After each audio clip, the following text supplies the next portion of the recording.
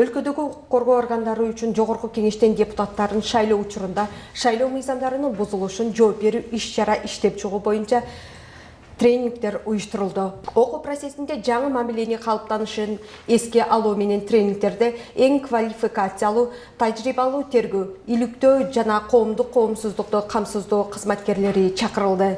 Катышууга административдик ресурсту колдонуучу кыскартуу максатында Борбордук шайлоо комиссиясы төмөнкү нормаларды мыйзамдаштырганын эскертишти.